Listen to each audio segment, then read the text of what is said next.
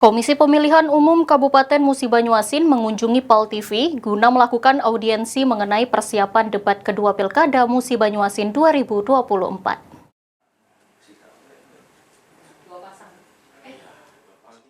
KPU Kabupaten Musi Banyuasin mengunjungi PAL TV pada 17 Oktober.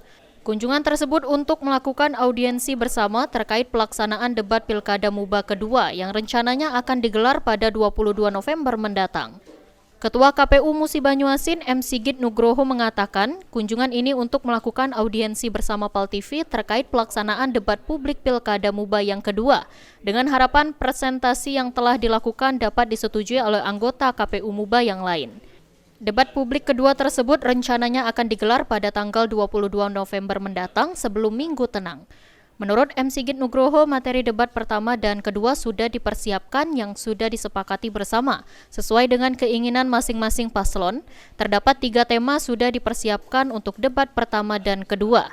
Bisa sedikit dijelaskan Pak terkait audiensi kita ke PAL TV dari KPU Muba sendiri seperti apa terkait untuk persiapan debat kedua ya? Ya, jadi kami datang ke PAL TV sesuai dengan undangan PAL TV bahwa PAL TV mengajukan proposal kepada kami untuk menyelenggarakan debat publik yang kedua.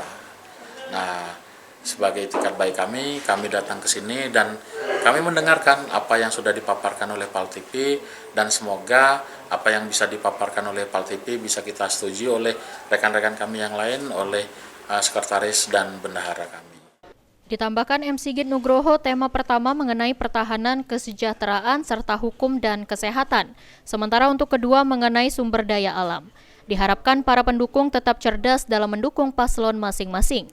Ilham Wahyudi, PAL TV.